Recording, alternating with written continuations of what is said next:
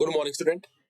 Welcome to my YouTube channel PG study classes. और आज का हमारा टॉपिक है माइक्रो इकोनॉमिक्स के मोस्ट इंपॉर्टेंट एमसीक्यूज। देखो बेसिकली हम इस वीडियो के अंदर क्या करेंगे कि जितने भी आपके माइक्रो इकोनॉमिक्स के अंदर चैप्टर आते हैं ना, उनके जो इंपॉर्टेंट एमसीक्यूज बनते हैं वो मैंने सारे इस वीडियो के अंदर क्या किए, कवर करने की कोशिश की है। तो अगर आपने एक बार भी माइक्रो इकोनॉमिक्स को नहीं पढ़ा तो आप इन एमसीक्यूज को देखो, और उसके साथ मैंने डिटेल एक्सप्लेनेशन भी दिया आपको, ताकि आपको साथ साथ वो कॉन्सेप्ट भी क्या हो, अच्छे से समझ में आ जाए। और मैंने इसको इस हिसाब से बनाया है ताकि आपके सारे चैप्टर एक बार ओवरऑल क्या हो जाए, रिवाइज भी हो जाए। तो अगर आपने एक बार भी नहीं पढ़ा इसको, या आपने पढ़ लिया और आप रिवाइज करना चाहते हो, तो आप इस वीडियो को देख सकते हो। ये वीडियो आपके लिए बहुत ज्यादा हेल्पफुल रहेगी। चलो तो स्टार्ट करते हैं अपनी वीडियो को। चलो, सबसे पहले हमारे पास क्वेश्चन क्या है कि who is the father of economics. देखो फादर ऑफ इकोनॉमिक्स कौन है? Father of economics is the professor Adam Smith. तो जो एडम स्मिथ थे उसको हम बोलते हैं फादर ऑफ इकोनॉमिक्स। देखो अल्फ्रेड मार्शल और लायनेल रॉबिन्स, ये दोनों भी क्या थे, ये इकोनॉमिक्स, इन्होंने भी इकोनॉमिक्स के बारे में बताया था। तो जो अल्फ्रेड मार्शल थे, इनको बेसिकली माइक्रो इकोनॉमिक्स का फादर बोला जाता है, ठीक है ना। इसका माइक्रो इकोनॉमिक्स का फादर बोला जाता है इनको। और जो लायनल रॉबिन्स थे, इन्होंने भी एक साइंटिफिक डेफिनेशन दी थी इकोनॉमिक्स की, रिसोर्सेज आर स्कार्स, ठीक है ना। तो ये भी इकोनॉमिक्स की इन दोनों ने क्या दी थी, डेफिनेशंस दी थी। इन्होंने एक रॉबिन्स ने साइंटिफिक तरीके से दी थी और मार्शल ने कोई थी वेलफेयर तरीके से दी थी डेफिनेशन। लेकिन जो फादर थे इकोनॉमिक्स के, वो कौन थे? वो थे एडम स्मिथ। चलो तो नेक्स्ट हमारे पास क्या है कि price of wheat increase and it's demand is decrease is a type of which economics. देखो उन्होंने क्या बोला कि व्हीट का प्राइस बढ़ गया जिसकी वजह से उसकी डिमांड क्या हो गई, कम हो गई। ये किस टाइप की इकोनॉमिक्स है? तो चार टाइप की इकोनॉमिक्स हमें बता रखी है: positive economics, normative economics, micro economics and macro economics. देखो सबसे पहले तो आप इनको समझो कि ये क्या होती है। पॉजिटिव इकोनॉमिक्स वो इकोनॉमिक्स है जो सिर्फ फैक्ट्स के ऊपर काम करती है, यानी कि वो पास्ट को देखकर प्रेजेंट के बारे में एक स्टेटमेंट पास कर देती है। इस इकोनॉमिक्स के अंदर किसी भी प्रकार का कोई भी ओपिनियन नहीं होता किसी का भी। जैसे फॉर एग्जांपल, जैसे यही हम बोले कि वीट का प्राइस क्यों बढ़ रहा, या वीट का जो प्राइस बढ़ा उसकी वजह से क्या हुआ, डिमांड कम होगी। तो it is a positive economics. इसको क्या बोलते हैं? पॉजिटिव इकोनॉमिक्स, जो कॉज एंड इफेक्ट रिलेशन के ऊपर काम करेगी, फैक्ट्स के बारे में बात करेगी। सिंपल कि जैसे अगर हम बोले कि क्लास 10th में आपके मार्क्स कम क्यों आए हैं, क्योंकि आपने अच्छे से पढ़ाई नहीं करी थी। तो दैट इज अ नॉर्मल एक स्टेटमेंट है, नहीं कॉज एंड इफेक्ट है, तो that is called positive economics. लेकिन नॉर्मेटिव इकोनॉमिक्स क्या होती है? ये होती है एक ओपिनियन बेस्ड इकोनॉमी। मतलब जिसमें ये बताया जाता है कि भाई व्हीट का प्राइस बहुत ज्यादा बढ़ रहा है, लेकिन ये क्या है, गलत है, क्योंकि इससे जो पुअर पीपल है वो इसको अफोर्ड नहीं कर पाएंगे। तो that is called normative economics, जिसमें ओपिनियन आ जाता है, ठीक है। माइक्रो इकोनॉमिक्स क्या होती है? जब हम सिंपल एक इंडिविजुअल फर्म को, ठीक है ना, उसकी डिमांड एंड सप्लाई को, एक पर्टिकुलर पर्सन की, इंडिविजुअल्स की डिमांड एंड सप्लाई को स्टडी करते हैं, that is called micro economics. और मैक्रो इकोनॉमिक मतलब जब हम इकोनॉमिक को स्टडी करते हैं पूरी होल कंट्री के हिसाब से, पूरे वर्ल्ड के हिसाब से, जब इकोनॉमिक्स चीजों को हम स्टडी करते हैं ना, कि भाई पूरे वर्ल्ड के अंदर पॉवर्टी आ गई, या देश के अंदर कितनी अनएम्प्लॉयमेंट है, कितनी एम्प्लॉयमेंट है, ठीक है ना। तो जब देश के हिसाब से या कंट्री के हिसाब से बड़े लेवल पे बात करते हैं, दैट इज कॉल्ड मैक्रो। और सिंगल लेवल के ऊपर या स्मॉल इंडस्ट्रीज के या एक पर्टिकुलर फर्म के लेवल के ऊपर बात करें तो that is called micro economics. और इसका आंसर क्या था? Positive economics.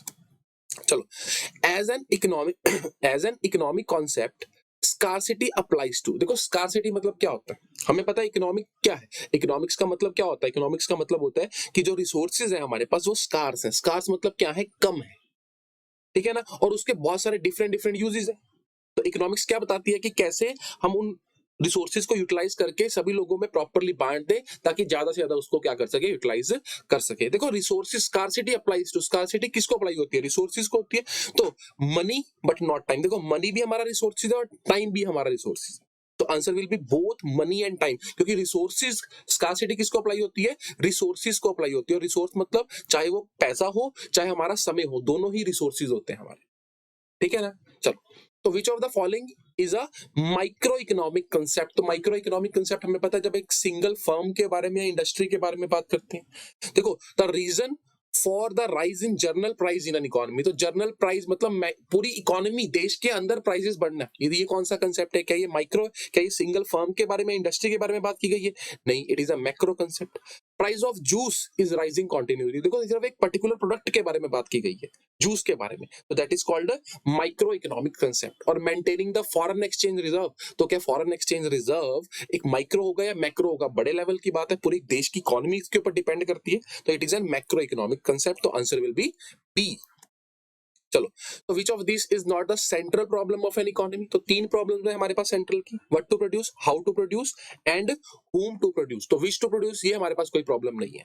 तो व्हाट टू प्रोड्यूस मतलब क्या चीज प्रोड्यूस करे, कंज्यूमर गुड या कैपिटल गुड्स, ठीक है ना। और हाउ टू प्रोड्यूस में क्या होता है कि किस तरीके से प्रोड्यूस करे, लेबर इंटेंसिव या कैपिटल इंटेंसिव।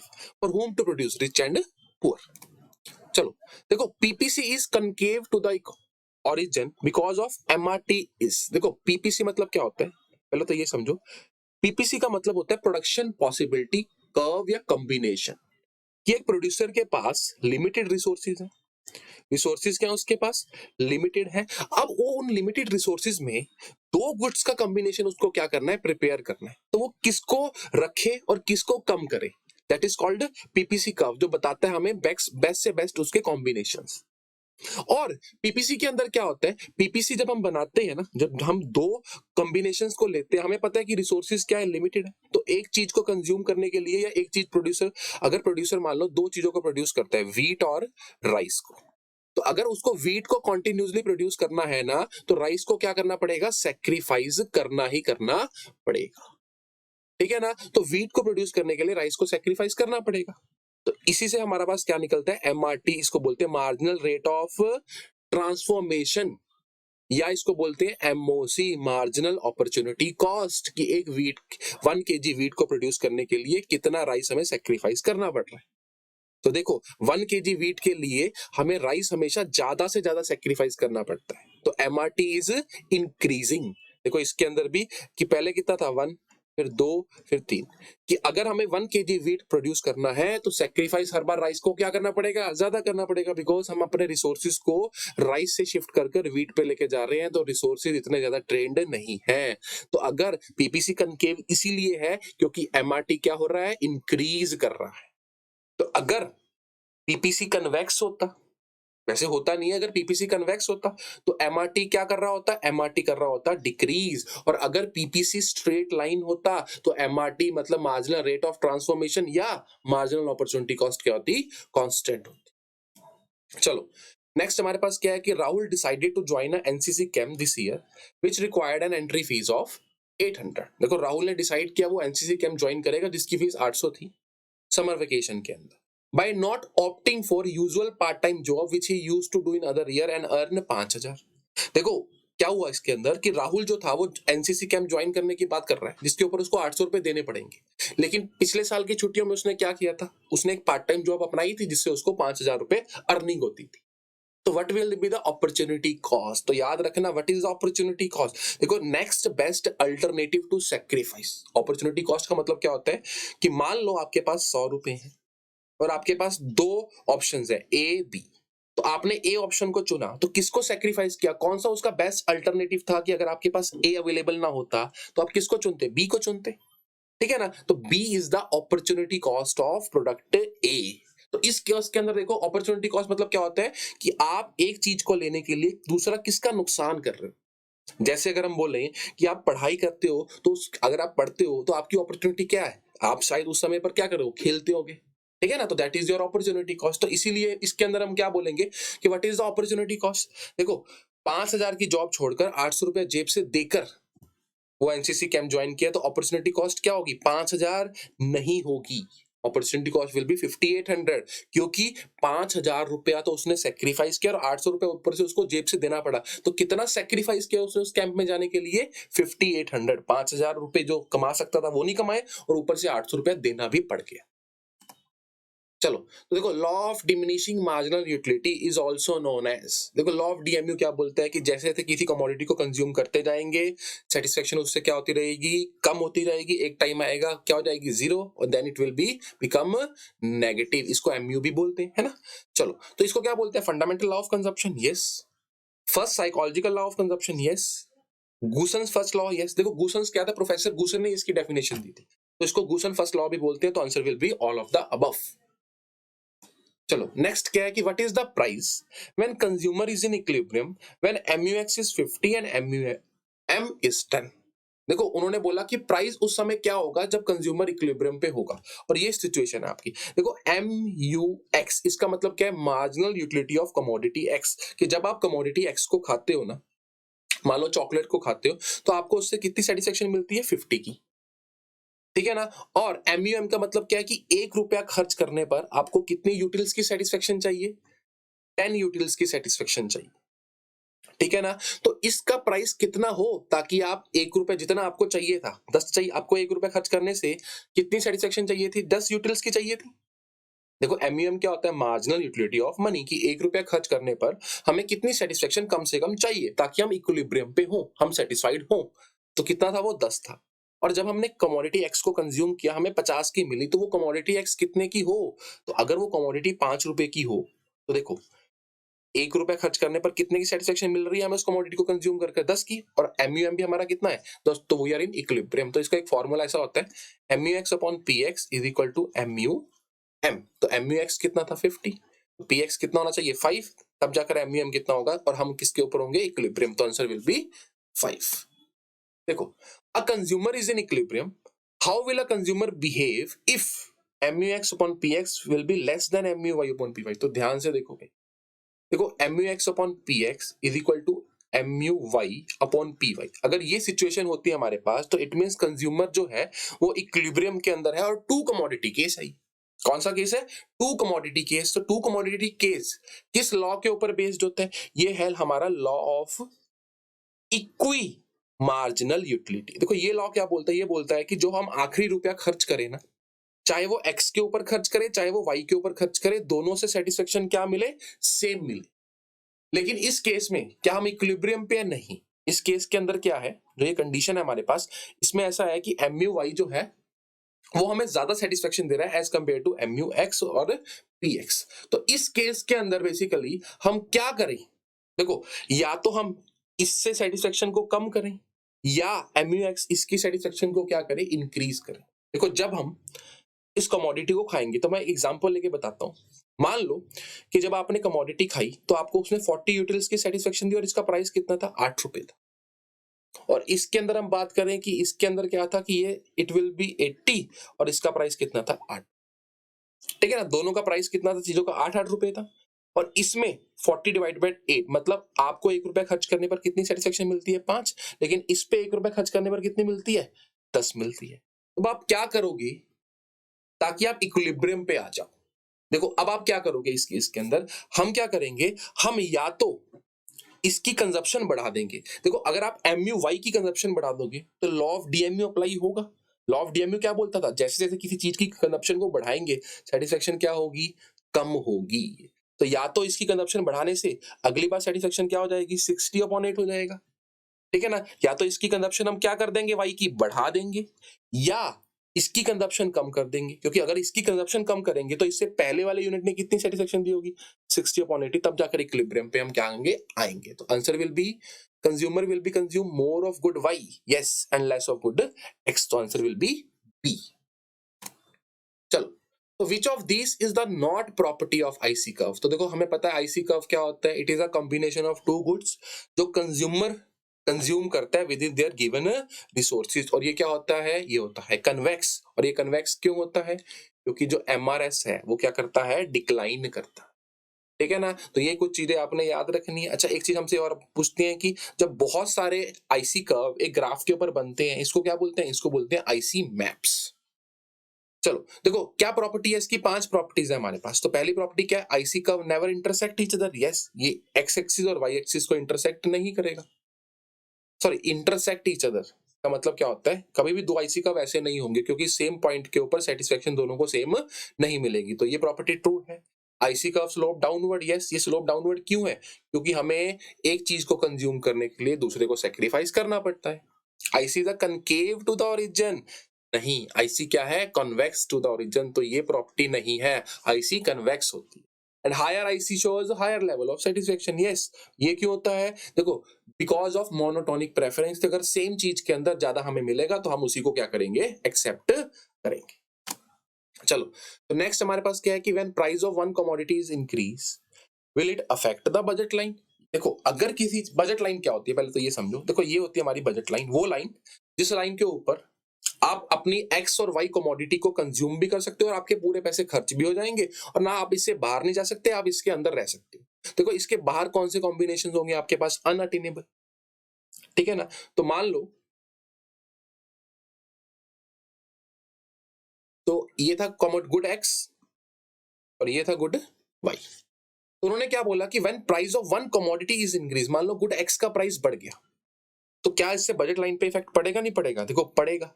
वो क्या हो जाएगी? क्या अब हम मान लो पहले हमारे पास बजट कितना था? 60 रुपए बजट था, तो हम, और गुड एक्स का प्राइस कितना था? 2 रुपए था, तो हम गुड एक्स के कितने मैक्सिमम पीस खरीद सकते थे? 30। और गुड वाई का प्राइस कितना था? 1 रुपए था, तो गुड वाई के कितने खरीद सकते थे? 60। तो ये यहाँ पर 60 था और यहाँ पर कितना था? 30। पर जैसे ही एक्स का प्राइस बढ़ गया, 2 से मान लो 4 हो गया, तो हमारा जो ये है कहाँ को रोटेट कर जाएगा? बैकवर्ड को रोटेशन हो जाएगी इसकी। तो ये क्या होगा? Rotation in a budget line. क्यों होगी रोटेशन? देखो, शिफ्ट क्यों नहीं हुआ? रोटेशन क्यों? क्योंकि y के तो हम 60 के 60 यूनिट ही ले पाएंगे, लेकिन x जो पहले हम 30 यूनिट ले सकते थे, अब प्राइस बढ़ने से सिर्फ 15 ही ले पाएंगे। तो it will called rotation in a budget line. चलो, when the with rise in the price of good x demand for good y also increase, then how these goods are related? देखो, जब price बढ़ेगा good x का और good Y की demand भी बढ़ जाएगी, तो ये गुड्स कैसे एक दूसरे से रिलेट करेंगे? देखो, सबसे पहले हम बात करते हैं सब्स्टिट्यूट गुड कौन से होते हैं। वो गुड्स जो एक दूसरे का क्या होते हैं? ऑल्टरनेटिव होते हैं, लाइक टी एंड कॉफी। तो अब ध्यान से देखना कि अगर मान लो टी का प्राइस बढ़ गया, टी का प्राइस बढ़ गया, तो लोग क्या करेंगे? टी की डिमांड ज्यादा करेंगे, कम करेंगे? कम करना शुरू कर देंगे। तो कॉफी की डिमांड पैरेलली क्या हो जाएगी? बढ़ जाएगी, क्योंकि कॉफी का प्राइस तो अभी नहीं बढ़ा ना। तो एक चीज के प्राइस के बढ़ने से दूसरे की डिमांड को बढ़ जाना, उसको क्या बोलेंगे? सब्स्टिट्यूट गुड बोलेंगे। और what are called complementary goods. देखो, कॉम्प्लीमेंट्री गुड्स कौन से होते हैं? जो एक दूसरे के ऊपर क्या होते हैं? डिपेंडेंट होते हैं, like pen and ink, car and petrol. तो अगर पेन का प्राइस बढ़ गया तो पेन की डिमांड कम, तो इंक की डिमांड भी कम हो जाएगी, क्योंकि पेन नहीं बिकेंगे तो इंक की डिमांड क्यों बिकेगी? देखो, इंफीरियर गुड्स कौन से होते हैं? ये वो गुड्स होते हैं जो जिनकी क्वालिटी नॉर्मल के मुकाबले कम होती है। मतलब मान लो कि आप एक नॉर्मल गुड कंज्यूम करते हो, लेट्स से एग्जांपल दें हम किसकी? वीट की। तो आप एक आशीर्वाद आटा खाते हो, ठीक है ना। वीट क्या था? वो बढ़िया पैकेट था, तो वो आपके लिए नॉर्मल था। तो जो आप बोलोगे कि जो देसी चक्की के अंदर आटा मिलता है, तो आपके लिए वो क्या होगा? इंफीरियर होगा। तो एक चीज और याद रखनी है कि सेम गुड, सेम वो चक्की वाला आटा आपके लिए शायद इंफीरियर है, तो किसी के लिए वो नॉर्मल भी हो सकता है। देखो, इंफीरियर मतलब होता है कि नॉर्मल के मुकाबले उसकी वैल्यू क्या है? कम है। लेकिन गिवन गुड्स कौन से होते हैं? वो गुड्स जो एक्चुअल में ही क्या है? घटिया क्वालिटी के होते हैं, ठीक है ना। तो दैट इज कॉल्ड गिवन गुड्स। देखो, movement along the demand curve is also known as, देखो डिमांड कर्व, हमारे पास पता है लॉ ऑफ डिमांड क्या होता है? जब किसी चीज का प्राइस बढ़ता है तो डिमांड कम होती है, that is called demand curve, ठीक है ना। तो देखो, डिमांड कर्व में मूवमेंट भी होती है और शिफ्ट भी होता है। शिफ्ट मतलब क्या होता है? जब प्राइस रिमेनिंग कांस्टेंट और हमारा डिमांड कर्व शिफ्ट करेगा राइटवर्ड को या लेफ्टवर्ड को, इसको बोलते हैं शिफ्ट करना। और मूवमेंट क्या होती है? या तो डिमांड का अपवर्ड मूवमेंट करेगा या डाउनवर्ड मूवमेंट करेगा, ठीक है ना। तो मूवमेंट क्यों होती है? मूवमेंट होती है बिकॉज ऑफ प्राइस। और शिफ्ट क्यों होता है? बिकॉज प्राइस कांस्टेंट रहता है और बहुत सारी चीजें इफेक्ट करती है। प्राइस उसमें हम क्या रखते हैं? कांस्टेंट, कि बिना प्राइस के चेंज हुए और चीजों की वजह से डिमांड बढ़ गई, लाइक फॉर एग्जांपल इनकम बढ़ गई कंज्यूमर की, अब उसकी इनकम बढ़ गई तो प्राइस मैटर करेगा नहीं, सेम प्राइस के ऊपर वो ज्यादा चाहिए, डिमांड करना शुरू कर देगा, ठीक है ना। तो मूवमेंट को हम क्या बोलते हैं? मूवमेंट को बोलते हैं चेंज इन क्वांटिटी डिमांडेड, क्योंकि प्राइस इसके अंदर होता है मूवमेंट के अंदर। और प्राइस मतलब एक डेफिनेट प्राइस आ गया तो क्वांटिटी फिक्स की जा सकती है। लेकिन अगर हम बोले सिंपल चेंज इन डिमांड है, अकेली डिमांड, तो ये कब होता है? जब डिमांड कर्व में क्या होता है? शिफ्ट होता है, ठीक है ना। तो इसका आंसर क्या आएगा? Movement. Movement will be change in quantity demand. चलो, नेक्स्ट क्या है? Which of the following are the exceptions of law of demand. देखो, लॉ ऑफ डिमांड की एक्सेप्शन क्या है? गिवन goods and addiction both are the. देखो, लॉ ऑफ डिमांड क्या बोलता है कि जब किसी चीज का प्राइस बढ़ेगा उसकी डिमांड क्या हो जाएगी? कम हो जाएगी। लेकिन मान लो कोई आप एडिक्टेड है, मतलब कोई व्यक्ति अल्कोहल का एडिक्टेड है तो उसका जितना मर्जी प्राइस बढ़ता रहे, उसकी डिमांड भी, उसके लिए उसकी डिमांड भी क्या होती रहेगी, लगातार बढ़ती रहेगी। या गिफन गुड की बात करें, मतलब घटिया क्वालिटी के गुड्स, कि अगर मान लो गिफन गुड का प्राइस कम हो गया ना, तो इसकी डिमांड भी पता क्या होती है, कम हो जाती है। क्यों? क्योंकि आपके पास प्राइस, देखो जैसे इसका प्राइस कम हुआ तो आपके पास कुछ पैसा बचा, तो हम लोग फटाफट नॉर्मल पे शिफ्ट करेंगे। जरूरी नहीं है कि आप ज्यादा से ज्यादा गिफन गुड खाओगे, आप अवॉइड करते हो गिफन गुड को ज्यादा से ज्यादा खाना, ठीक है ना। तो answer will be both A and. चलो तो नेक्स्ट हमारे पास क्या है कि if 10% rise in a price of good X leads to 20% fall in a quantity demanded, it elasticity of demand is. देखो इलास्टिसिटी ऑफ डिमांड का फॉर्मूला क्या होता है, percentage change in quantity demanded upon percentage change in price. तो देखो कितनी percent change हुई है क्वांटिटी डिमांडेड, 20%, और प्राइस कितना चेंज हुआ है, 10%। तो मतलब it will be highly elastic, है इसको मैं इलास्टिक भी बोल सकता हूं कि प्राइस के चेंज होने से डिमांड के ऊपर ज्यादा फर्क पड़ रहा है, तो इट विल बी इलास्टिक। लेकिन प्राइस के चेंज होने से डिमांड पे ज्यादा फर्क ना पड़े, कम फर्क पड़े, मतलब 10% प्राइस चेंज हुआ लेकिन डिमांड सिर्फ 5% चेंज हुई, तो it will be in elastic. Unitary क्या होता है, प्राइस भी जितना चेंज हुआ डिमांड भी उतने ही परसेंट चेंज हुई है।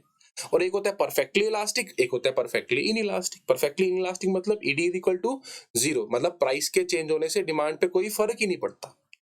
और इलास्टिक मतलब प्राइस कांस्टेंट रहता है, डिमांड कॉन्टिन्यूसली सेम प्राइस पे बढ़ती है।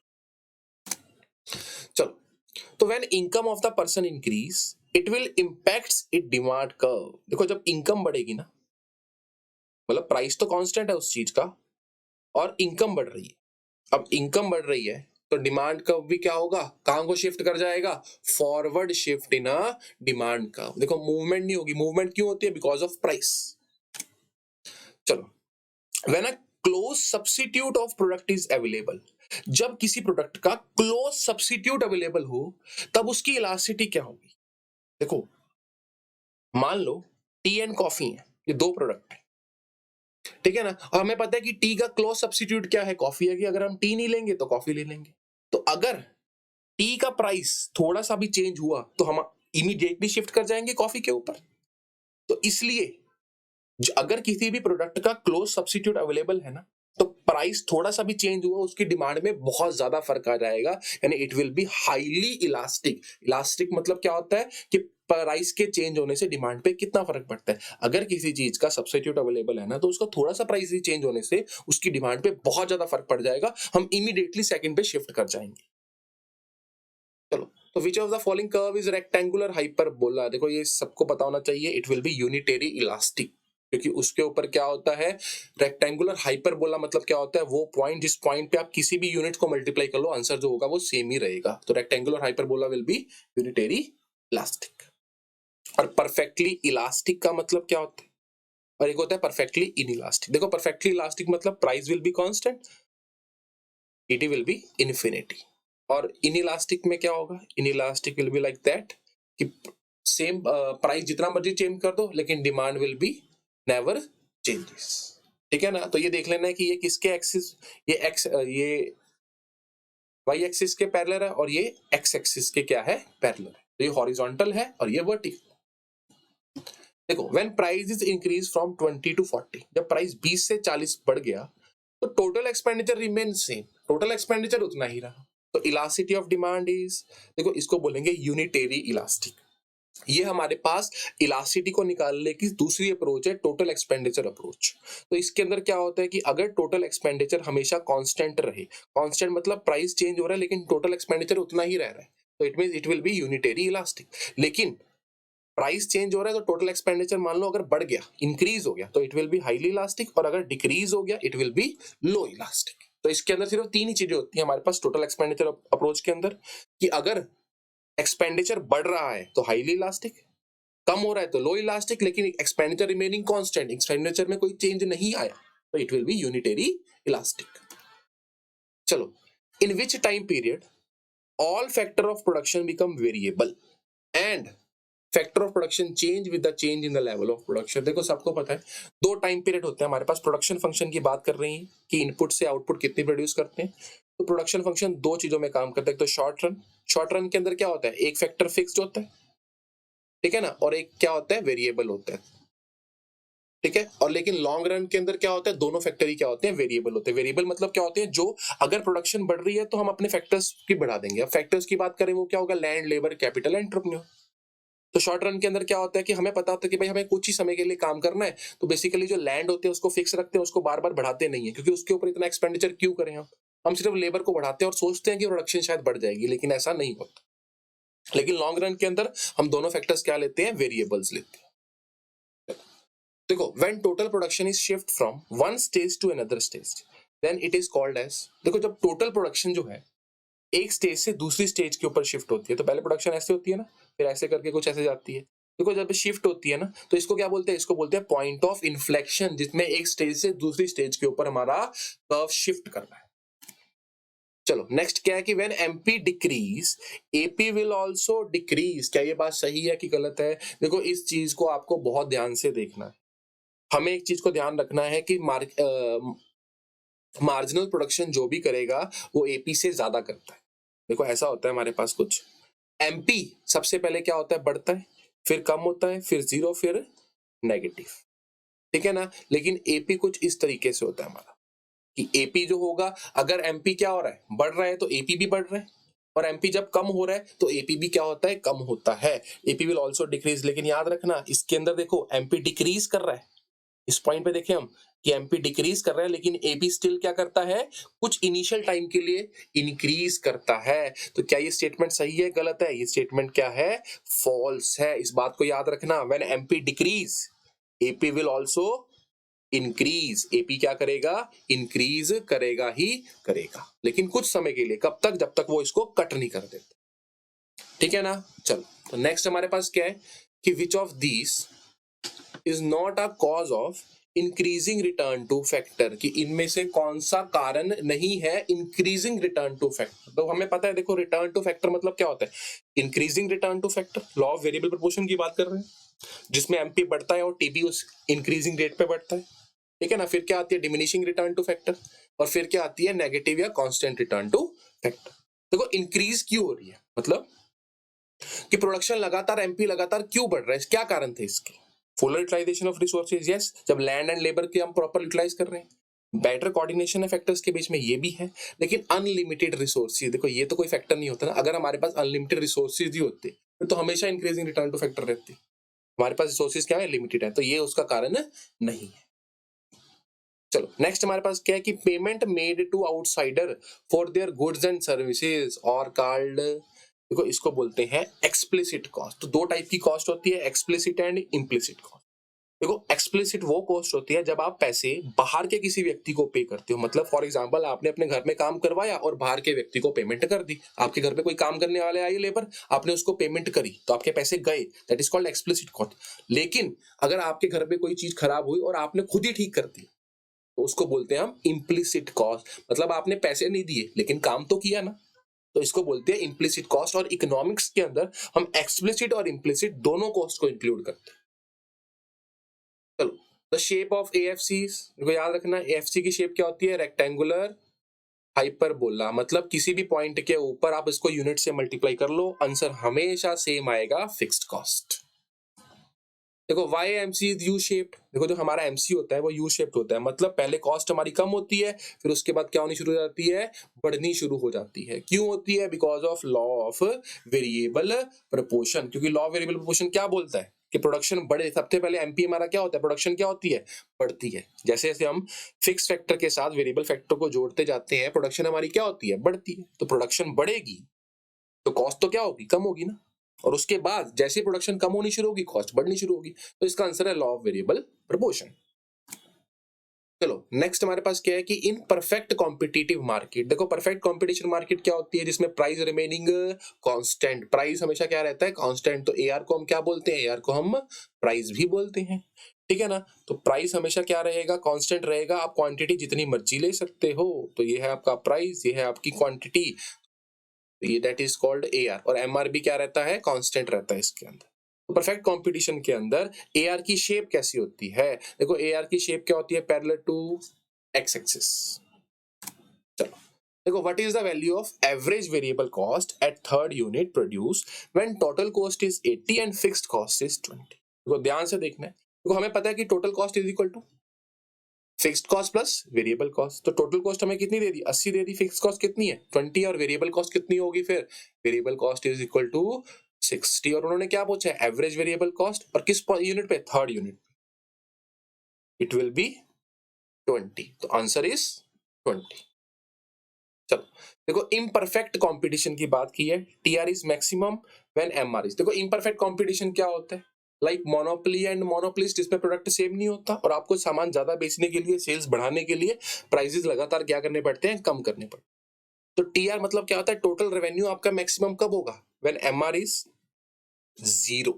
जब आपका मार्जिनल रेवेन्यू कुछ भी नहीं होगा ना, तब टीआर क्या होगा, आपका मैक्सिमम होगा। चलो तो नेक्स्ट हमारे पास क्या है, मैच द फॉलोइंग। देखो मैच द फॉलोइंग, तो ब्रेक इवन पॉइंट क्या होता है, देखो याद रखना, break even point is equal to total revenue is equal to total cost. मतलब वो पॉइंट जिस पॉइंट के ऊपर जितना आपके पास रेवेन्यू, जितना आप पैसा कमा रहे हो, उतना ही आपका खर्चा हो रहा है, उतनी आपकी टोटल कॉस्ट पड़ रही है, ठीक है ना। तो that is called a break even point. और एक चीज और याद रखना, इसको हम नॉर्मल प्रॉफिट भी बोलते हैं। देखो अब आपको ये लगेगा कि ये नॉर्मल प्रॉफिट क्यों है, क्योंकि जितना हमने अर्न किया उतना ही खर्चा हो गया, तो प्रॉफिट तो हुआ ही नहीं। देखो याद करो, इकोनॉमिक्स के अंदर ना हम दो टाइप की कॉस्ट लेते हैं, एक्सप्लिसिट और इम्प्लिसिट कॉस्ट। तो इम्प्लिसिट कॉस्ट का मतलब क्या हुआ कि भाई जो काम हम कर रहे हैं उसका भी पैसा हमने इसके अंदर इंक्लूड कर रखा है, तो नॉर्मल प्रॉफिट तो इसके अंदर ऑलरेडी इंक्लूडेड है, तो ये ब्रेक इवन पॉइंट होता है। अगर इससे कुछ एक्स्ट्रा कमाएंगे तब प्रॉफिट माना जाएगा बिजनेस के अंदर।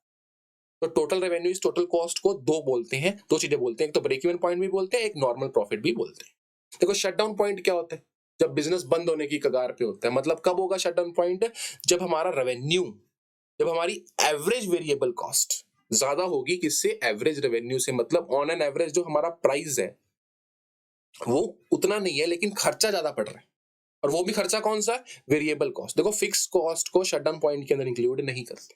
हम क्या बोलते हैं कि फिक्स कॉस्ट अगर नहीं भी कवर हो रही कोई बात नहीं, लेकिन वेरिएबल कॉस्ट हमेशा कवर होनी चाहिए। लेकिन जिस दिन वेरिएबल कॉस्ट भी कवर नहीं हुई ना, वो भी ज्यादा होगी आपके रेवेन्यू से, तो इट मींस आप शटडाउन पॉइंट के अंदर आ चुके हो। देखो प्रोड्यूसर इक्विलिब्रियम में कब होगा, जब मार्जिनल रेवेन्यू एमसी के इक्वल होगा और एमसी क्या होगा, बढ़ रहा हो। और एबनॉर्मल प्रॉफिट कब होंगे आपको, जब आपका रेवेन्यू ज्यादा होगा आपकी टोटल कॉस्ट से, तब आपको क्या होंगे, एबनॉर्मल। क्योंकि नॉर्मल प्रॉफिट तो आपने टोटल कॉस्ट के अंदर इम्प्लिसिट कॉस्ट को इंक्लूड करके ले ही लिया था। तो जब आप इससे ज्यादा कमाओगे ना, तब आप किसके अंदर होगे, एबनॉर्मल प्रॉफिट के। चलो तो while calculating economic profit which cost is included, both explicit भी इंक्लूड करते हैं, इम्प्लिसिट भी इंक्लूड करते हैं। लेकिन जब हम अकाउंटिंग प्रॉफिट की बात करते हैं, किसकी, अकाउंटिंग प्रॉफिट की, तो उसमें सिर्फ और सिर्फ अकाउंट्स में हम एक्सप्लिसिट कॉस्ट, मतलब जो पैसा बाहर दिया है उसी को इंक्लूड करते हैं, दूसरे को इंक्लूड नहीं करते। तो इकोनॉमिक प्रॉफिट मतलब क्या हुआ, total revenue minus total cost, और इस कॉस्ट में आपने एक्सप्लिसिट और इम्प्लिसिट दोनों को ही क्या किया था, इंक्लूड किया हुआ। चलो नेक्स्ट हमारे पास क्या है कि which of these is not a exception of law of supply. तो लॉ ऑफ सप्लाई क्या बोलता है कि जैसे जैसे किसी चीज का प्राइस बढ़ता जाएगा, प्रोड्यूसर उसकी सप्लाई भी क्या करता रहेगा, बढ़ाता रहेगा। तो there is a direct relationship between price and quantity supplied. देखो कौन सी एक्सेप्शन नहीं है, perishable goods, yes perishable good is an exception of law of supply. मतलब जहां पर ये लॉ ऑफ सप्लाई अप्लाई नहीं होगा। देखो पेरिशेबल गुड्स कौन से होते हैं, लाइक मिल्क, सब्जी, दूध। देखो अगर इसका प्राइस कम हो, सोच के देखो, पेरिशेबल गुड एक दो दिन तीन दिन में खराब हो जाते हैं। तो हमने नॉर्मली देखा है कि अगर 2 दिन तक दूध पड़ा रहे ना, तो प्रोड्यूसर क्या करता है, कम प्राइस के ऊपर भी सप्लाई क्या कर देता है, बढ़ा देता है। यानी प्राइस कम है लेकिन स्टिल सप्लाई बढ़ाता है, because these are perishable goods. ठीक है, तो हमारा लॉ ऑफ सप्लाई इसमें फेल हो जाता है। एग्रीकल्चर कमोडिटी, एग्रीकल्चर कमोडिटीज क्या कौन सी होती है, लाइक मान लो केसर की बात करें या हम बादाम की बात करें, तो वो तो डिपेंड किसके ऊपर करता है, एग्रीकल्चर के ऊपर डिपेंड करता है। मान लो उसका प्राइस बादाम का बहुत ज्यादा बढ़ रहा है, लेकिन वो फसल ही पैदा नहीं हो पा रही है, तो फिर क्या उसकी सप्लाई बढ़ा सकते हैं, नहीं बढ़ा सकते, क्योंकि वो एग्रीकल्चर के ऊपर डिपेंड करते हैं। अगर एग्जांपल नहीं केसर का, तो केसर एक पर्टिकुलर एरिया में ही पैदा होता है, ठीक है ना। तो मान लो 2 3 4 साल उस एरिया में वो केसर पैदा नहीं हुआ, तो आप जितना मर्जी प्राइस बढ़ाते रहो उसकी सप्लाई नहीं बढ़ सकती। तो ऐसा नहीं है कि प्राइस बढ़ने से हमेशा सप्लाई बढ़ेगी, ये इसके कुछ एक्सेप्शंस है, तो ये भी एक्सेप्शंस है। Antique goods, rare articles, like कोई भी ऐसा एंटीक गुड है, ठीक है ना, कोई हम बोले कि किसी बड़े लीडर का या कोई हमारे महात्मा गांधी जी का कुछ भी ऐसा कोई प्रोडक्ट है जो बहुत रेयर है, एंटीक पीस है, तो आप जितना मर्जी प्राइस बढ़ाते रहो उसकी सप्लाई बढ़ने वाली नहीं है। लेकिन नंबर ऑफ फर्म, तो ये तो उसकी एक्सेप्शन नहीं है ना, तो आंसर विल बी डी। जितने आप फर्म बढ़ाओगे सप्लाई भी आप बढ़ा सकते हो। देखो contraction of supply curve means, देखो हमें पता है जैसे डिमांड वैसे ही सप्लाई, सप्लाई के अंदर भी दो चीजें होती हैं, एक्सटेंशन सॉरी मूवमेंट और शिफ्ट। तो मूवमेंट क्यों होती है, जब प्राइस बढ़ता है, ठीक है ना, तो सब क्वांटिटी सप्लाइड भी क्या होती है, इंक्रीज करती है, इसको बोलते हैं movement in a supply curve. इस क्या क्या बोलते हैं इसको, movement in a supply curve. तो अपवर्ड मूवमेंट भी होती है और डाउनवर्ड मूवमेंट भी होती है। और शिफ्ट क्या होता है सप्लाई कर्व के अंदर, शिफ्ट कुछ ऐसे होता है, ठीक है ना। तो ये प्राइस के अलावा और बहुत सारे कारणों की वजह से होता है। तो contraction and extension of supply क्यों होती है, बिकॉज ऑफ प्राइस की वजह से। और कॉन्ट्रैक्शन ऑफ सप्लाई के अंदर क्या होगा, देखो ध्यान से देखना, कॉन्ट्रैक्शन ऑफ सप्लाई का मतलब है कि प्राइस था 10, सप्लाई थी 20, जैसे प्राइस 5 हुआ सप्लाई कितनी रह गई, 10 रह गई। तो पहले से प्राइस था 10, सप्लाई थी 20, तो जैसे प्राइस 5 हुआ सप्लाई कितनी रहेगी, 10 रहेगी। तो कौन सी मूवमेंट है इसके अंदर, यह है डाउनवर्ड, इस पॉइंट से इस पॉइंट पे आया है, तो कौन सी मूवमेंट है, डाउनवर्ड मूव। चलो, a horizontal supply curve parallel to quantity axis implies that elasticity of supplies, देखो उन्होंने क्या बोला है, एक हॉरिजॉन्टल सप्लाई कर्व है। हॉरिजॉन्टल सप्लाई कर्व कुछ ऐसे की बात कर रहे हैं, ठीक है ना, और क्वांटिटी एक्सिस के ऊपर है, मतलब क्वांटिटी यहां पर आती है और प्राइस यहां पर आता है, तो ऐसा है। इसका मतलब क्या है, देखो elasticity of supply is equal to infinity, यही मतलब होगा ना इसका कि एक प्राइस कांस्टेंट है लेकिन आप सप्लाई जितनी मर्जी बढ़ा सकते हो। तो इसको क्या बोलेंगे हम, इसको बोलेंगे परफेक्टली इलास्टिक। चलो, तो dash is a situation of the market in which demand for a commodity is exactly equal to its supply corresponding to a particular price, मतलब एक पर्टिकुलर प्राइस के ऊपर जितनी आप मार्केट में डिमांड कर रहे हो उतनी ही सप्लाई मिल रही है, तो that is called market equilibrium. इसको क्या बोलते हैं, मार्केट इक्विलिब्रियम। चलो देखो, when actual price is below the equilibrium price then it will create situation of, देखो इसको एक डायग्राम से भी समझते हैं कि मान लो इक्विलिब्रियम मतलब क्या होता है। देखो ये हमारे पास क्या है, ये हमारे पास क्या है, supply and it will B demand, और ये हमारे पास क्या हो गया, इक्विलिब्रियम प्राइस, ठीक है। लेकिन जो इक्विलिब्रियम प्राइस था ना हमारा, वो कुछ यहां पर था, मतलब वो नीचे था, बिलो था, इस पॉइंट के ऊपर था इक्विलिब्रियम प्राइस, तो मतलब प्राइस फोर्स किया जा रहा था, ठीक है। तो इस सिचुएशन के अंदर देखो ध्यान से क्या होगा, सप्लाई जो है वो क्या होगी, इस पॉइंट पे होगी, मतलब सप्लाई कम होगी, और डिमांड जो है वो क्या होगी, सप्लाई कम डिमांड ज्यादा, यानी कि एक्सेस डिमांड होगी और सप्लाई क्या होगी, लो। तो आंसर विल बी बोथ।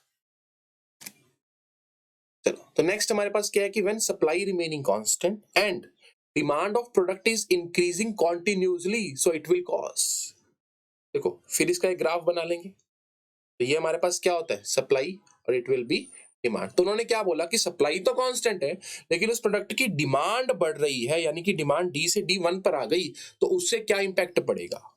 हमारा पहला प्राइस ये था, तो अब हमारा इक्विलिब्रियम प्राइस भी क्या हो जाएगा, बढ़ जाएगा कि नहीं बढ़ जाएगा, बढ़ जाएगा।